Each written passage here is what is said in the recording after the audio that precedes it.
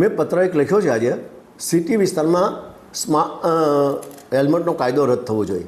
કારણ સિટી વિસ્તારની અંદર 1 કિલોમીટરનું અંતર કાપતા 3-3, 4-4 સિગ્નલો આવતા હોય છે અને 15 થી 20 કિલોમીટર ઝડપે ગાડી ચાલતી નથી હોતી. આટલો ટ્રાફિકનો બોઝ હોય છે શહેરની વિસ્તારની અંદર, અને એમની અંદર હેલ્મેટ આ ગરમીની અંદર એક મોટું બોજાર અને લોકોના આરોગ્યની સાથે મોટો ભયંકર નુકસાનકારક છે. જેથી કરીને આ કાયદાનો વિરોધ કર્યો છે.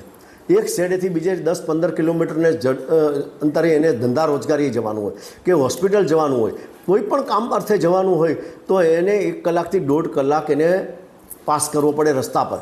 અને આ ગરમીની અંદર એને પોતાને મોટા આરોગ્ય માટે મોટું જોખમી હોય છે. જેથી કરીને આ કાયદો રદ થવો જોઈએ એવી મારી લાગણીને માગણી મેં સરકારને રજૂઆત કરી છે. કારણ કે આ હેલ્મેટના કાયદાથી આજે પ્રજા લૂંટાઈ રહી છે. પહેલાં પ્રથમ તો મતલબમાં કંપનીઓ ખૂબ નફો કરી લીધો, 500નો હેલ્મેટ 1500માં વેચ્યો. બીજા નંબરની અંદર કરોડો રૂપિયાનો દંડ સરકારે ઉઘરાવ્યો.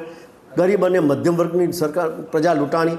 આમાં કોઈ કરોડપતિ અરબોપતિ નથી લૂંટાતા, આ તો ગરીબ અને મધ્યમ વર્ગમાં લૂંટાય છે. અને જેથી કરીને ગરીબ અને મધ્યમ વર્ગની વેદનાને મેં સરકાર પાસે રજૂઆત કરી છે કે આ કાયદો વટહુકમ દ્વારા યા તો સ્પેશિયલ બિલ લાવીને રદ કરવો જોઈએ. સિટી વિસ્તારમાં હાઈવે પર ભલે હોય, હાઈવે પરનો હું આગ્રહી છું. હાઈવે ઉપર તમે, કારણ કે ત્યાં 4 રસ્તા કિલો 25-30-40 કિલોમીટર પછી આવતા હોય, ત્યારબાદ ત્યાં સ્પીડી ગાડી ચાલતી હોય, અને સિટી વિસ્તારમાં તો 1 કિલોમીટર 4-4 સિગ્નલ આવતા હોય છે, અને સિગ્નલ ક્રોસ કરતા એમને દમ નીકળી જાય. તમે સિટી વિસ્તારનો ટ્રાફિક બતાવો, ભાગલપુરનો બતાવો, તમે કોઈ પણ સુરત શહેરના 4 રસ્તા પર સિટી ટ્રાફિક બતાવો તો ખ્યાલ આવે કે આ હેલ્મેટના કાયદાથી લોકોને કેટલું નુકસાન છે.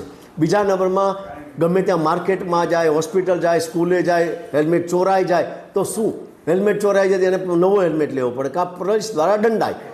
આ પરિસ્થિતિની અંદર ગરીબ અને મધ્યમ વર્ગના ખિસ્સા ખાલી થઈ ગયા છે. જેથી કરીને મેં આ રજૂઆત કરી છે. આભાર.